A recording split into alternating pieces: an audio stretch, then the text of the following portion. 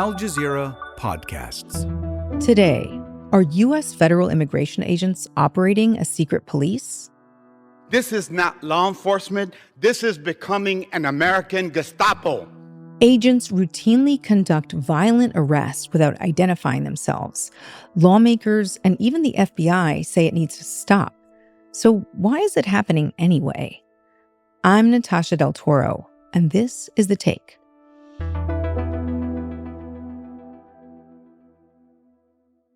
Before we continue with today's show, don't forget to leave us a comment and let us know what you think about this episode and what kinds of stories that you'd like to see us do next time. And if you're listening on the podcast app, let us know where you're listening from and leave us a 5-star review while you're there. It helps people find the show. I'm Hannah Allam. I'm a reporter at ProPublica. I'm based out of the Washington, D.C. bureau, and I cover national security with a focus on counterterrorism and immigration in the counterterrorism world. Welcome to The Take. Just really excited to have you here. It feels like every single day now, there's a new disturbing video of Immigration and Customs Enforcement, or ICE, conducting violent arrests of suspected undocumented immigrants. Violent confrontation caught on video involving masked federal agents in Santa Ana. And witnesses say a man was beaten with a baton and pepper sprayed in broad daylight yesterday. You can see agents violently forcing one of the men to the ground, while one of the officers repeatedly strikes that man with a baton. This is a trend that I started following earlier this year when I was working on a documentary for the program Al Jazeera Fault Lines about ICE and Trump's immigration crackdown. But what stood out to me from the people that we talked to and now from other communities that are being targeted is that many of these people don't even know who is arresting them or why they're being arrested. What exactly is going on here? That's exactly what we sort of set out to find out because, like everyone else, we had seen this series of dramatic videos come out of these immigration raids, people being yanked off the street by masked agents, bundled into vans with no plates, taken to who knows where, as bystanders are just stand around saying, what just happened? And so my colleague, Dave McSwain, and I wanted to take a step back from the drama of those videos and kind of ask, how did we get here? What happened to transform ICE, the Immigration and Customs Enforcement Agency, into this kind of force that we're seeing in these videos? And to do that, we called a lot of policing experts. We called experts on authoritarianism. And we said, what are we seeing here? And they said, we're really seeing the advent of a new kind of policing. This is a new frontier in law enforcement where this kind of protocol is now allowed, and it reverses a long history of moves toward greater accountability and greater transparency. This seems like something new that's happening, which is what your piece explores, you and David McSwain's piece explores. And it starts with the story of a raid in California. What happened? We started the piece with this raid out of Santa Ana, and my colleague Dave had obtained the 911 calls that were coming in to the local authorities when federal agents swept into town on one of these immigration raids. It was over the summer, I think in June, and people were seeing these scenes play out in front of them, people being bundled off right in front of them, and you can kind of hear the confusion, the fear in these 911 tapes.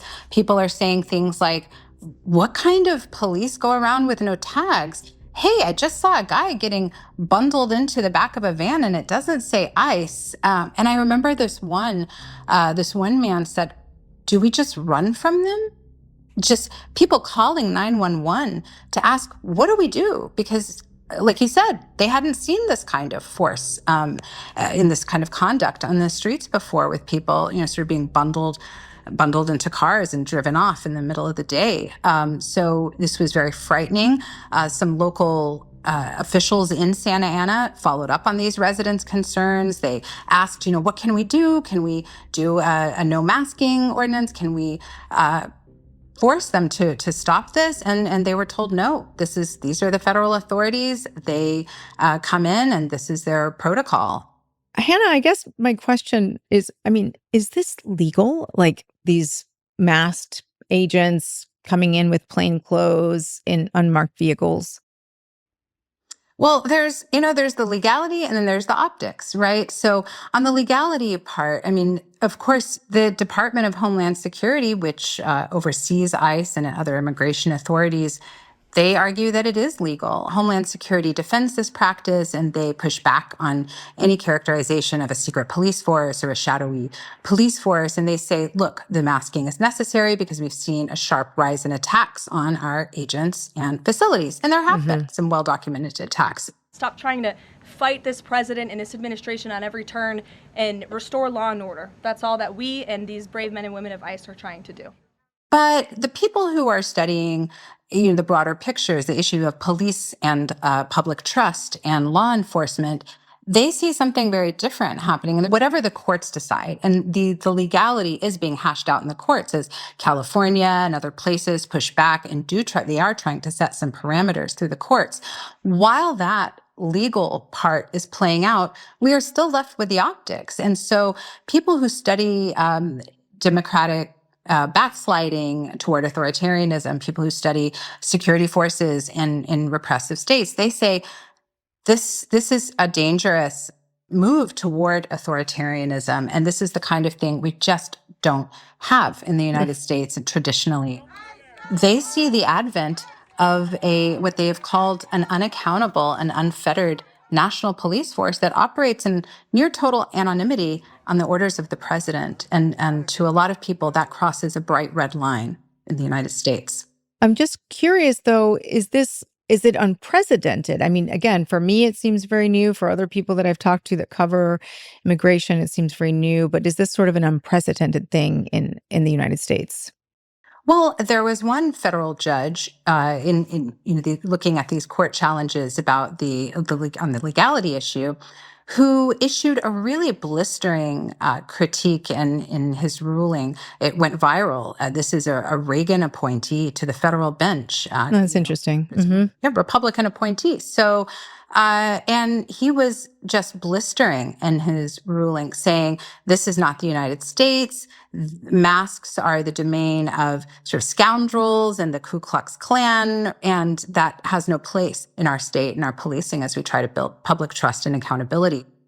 And 2 weeks ago, you saw the FBI urged ICE agents to identify themselves, after people were falsely posing as ICE and then robbing, kidnapping, or sexually assaulting people. If you can't confirm who these people are, that could really lead to all kinds of problems.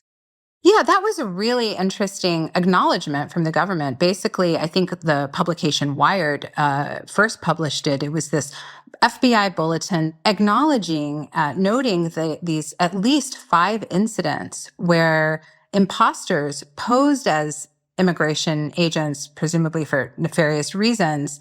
And so, again, it shows how this kind of policy can be exploited by bad actors. And so I thought what was really extraordinary about that bulletin was that, in public, we have Trump administration officials defending the policy of masking and saying it's necessary for all those reasons. We've got to protect our agents. But then in private, or at least in this one FBI bulletin, we do hear that there are concerns, even in the administration, about the erosion of public trust and what it means to have potential criminals going around posing as ICE and immigration agents because of the masking, essentially. Right. And we've spoken at length about the arrest, but what happens after someone is detained? Do we see the same level of secrecy then? It kind of depends on case by case, region to region. There's a few things going on. When someone's arrested, whether you can find them or not depends on sometimes just very basic things. Was their name entered correctly? Was there a misspelling or anything in how they were recorded? Who was the arresting agency? sometimes if masked, unidentified authorities show up and take you off, I mean, maybe you assume it's ICE, it might not be. There are also partner agencies. So locating who even took you. And then, and then there's also, we're dealing with a huge influx of people. We are at a record high number of detainees in ICE custody, 66,000 people now sitting in ICE detention, up from, I think, 39,000 at the beginning of the year. So that's just a lot of people to keep track of. There was a particular case that you looked into in Hays County, Texas. Local civil rights groups are demanding some answers. They want to know what happened to nearly 50 people who were picked up in an ICE raid and where those individuals were taken. What happened there? This was a birthday party, a joint birthday party. Venezuelan families had rented this vacation property. And then in the early hours of the next day, there was an immigration raid, and authorities who said that they were acting on suspicion that this party was a gathering, or somehow the people there were involved in the transnational gang Tren de Aragua.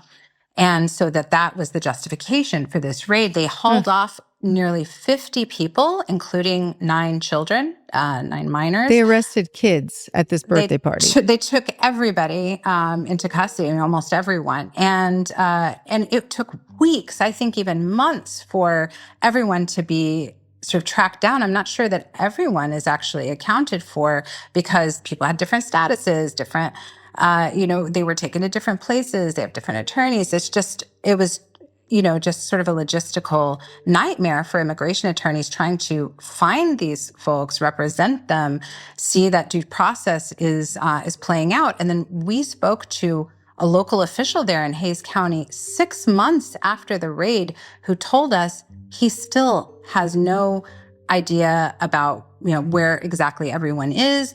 And they have no evidence of any sort of gang-related information or evidence that's been provided to them. So as he told us, as he told my colleague, David, this is a definition of a kidnapping. Oh my gosh. They haven't even been able to prove that the people they were arresting and the kids were somehow affiliated with this gang? Yes, that is just a case where even in some high-profile raid like this, where nearly 50 people are taken, months later, there's still not a lot of clarity on what happened or why were these people targeted, and where's the evidence that shows this gang affiliation that the authorities alleged. We did ask DHS and others about that particular raid, and they didn't get back to us. More with Hannah after the break. So, Hannah, let's talk a little bit about maybe some background here about ICE. This is an agency that's been around for over 20 years, right? And immigration advocates have criticized it from the beginning. But today, more than half of Americans disapprove of what the agency is doing and saying that it's too forceful. So how did the agency get here? That's what we were asking these experts on policing and security forces. How did this transformation happen? And there were lots of policy decisions and changes, big and small, but we kind of narrowed it down to 3 main issues that led to kind of the scenes we're seeing today. The first is the dismantling of oversight mechanisms, especially, the Office of Civil Rights and Civil Liberties at Homeland Security. It's the CRCL office. Civil rights investigators would look into violations. That office is all but gone. Secondly, there was the masking that we've been talking about, these protocols. So again, if you're pushing for accountability, you have to start with who arrested me. And in some cases, they don't even know that. So it's again, a barrier to accountability and due process, according to immigration attorneys. And then the third step was really just this flooding of the zone with immigration officers, just this tempo, the stepped up raids, several cities at once. And the influx, the volume has just overwhelmed what remaining oversight infrastructure there is, much less, these immigration attorneys who are now just, overwhelmed with the caseload and say that it's simply impossible and a numbers game, to make sure that due process is followed for tens of thousands of people who are being rounded up. You need a lot of agents to detain that many people. So how has the agency grown its numbers? And, is there anything interesting about their recruitment materials? Sure. ICE has been on a recruiting and hiring blitz, and they have the money to do it on top of the annual, I think, $10 billion operating budget. There is a new allocation of $7.5 billion a year over the next 4 years just for recruiting and retention.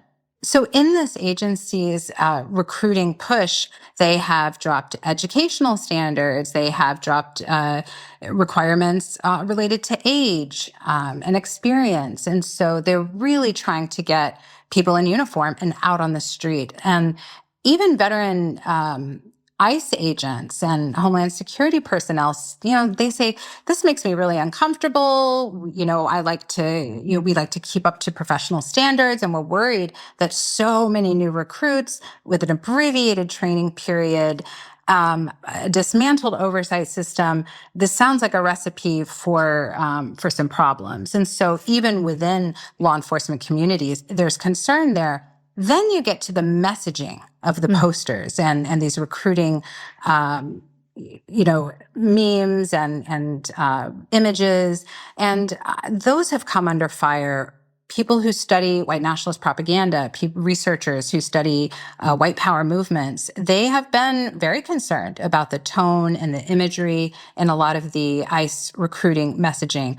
Things like protect your homeland, your heritage, and imagery of kind of an idealized version of a white American family or square-jawed white American agent out defending you.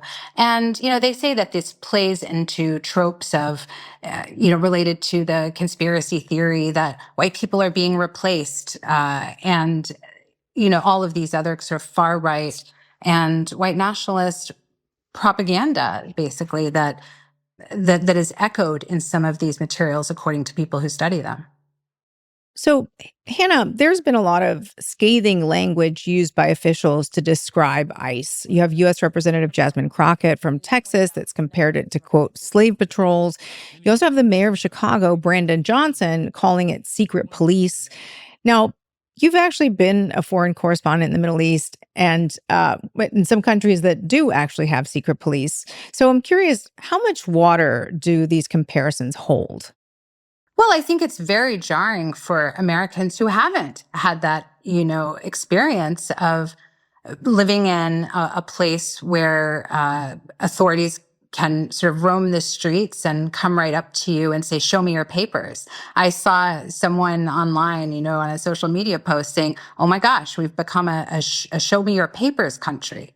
When I am reporting in authoritarian countries, I make sure, do I have my passport on me? Do I have my papers? Am I out reporting? And this is the first year that in the United States, I, an American citizen who was born here, have thought to myself, I should really make sure that I have my ID on me, especially as I go out to interview people at immigration centers or, at protests and things like that. I mean, and that is, when I realized I was doing it, it's kind of like an eerie feeling like, oh, I've felt this before, just not here. I want to talk a little bit about, this isn't how we got here. After the murder of George Floyd in 2020, we saw a massive push toward more transparency, towards police accountability and oversight. So what does it mean that just 5 years later, masked agents can arrest people and detain them in unknown locations? Well, I mean, already, even before, Trump came back to the White House, I mean, there were grumblings about the, what was really accomplished in 2020 with those racial justice protests all around the country, really historic uprising against police use of force and the police killing of unarmed Black people. And as a result, there was more attention. There were these consent decrees issued in the Biden era. That's where the Justice Department can sort of monitor a police department or an agency that has been accused of systematic civil rights violations. And so they launched those kinds of investigations and set benchmarks for improvement. Well, even before the immigration raid started, or I suppose at the same time, when President Trump came back to the White House in May, they ended most of those consent decree relationships. And so already you had this sort of move away from addressing those civil rights violations and the deprioritizing of the civil rights question. And then on top of that, you add this police force, essentially, that's going around, legions of masked agents rolling around cities in unmarked cars, taking people off the street. And so, yes, I think for a lot of activists, a lot of observers of policing and law enforcement, this feels like a very dangerous backslide. Do you see any resistance to the trend that's currently happening? Well, I mean, activists are certainly organizing neighborhood watches, essentially. Neighborhood watches used to be, when you called the police because you saw criminal activity. Now we're seeing neighborhood watches forming to alert residents of law enforcement, specifically these immigration agents coming into an area. So there's apps that, alert to the presence of ICE agents. There are court challenges to this. We are going to be covering the court cases, the organizing, the local mobilizations, the things like the No Kings protests that happened, where I was out in the crowds that day, and I saw many, many signs held up by ordinary people there with their families saying, no secret police, no Stasi, no Gestapo. I mean, that's the kind of comparisons that ordinary Americans were making as they see these scenes and felt moved to take to the streets in these mass protests to say, this is not the America I know, and it's not one that I want to live in.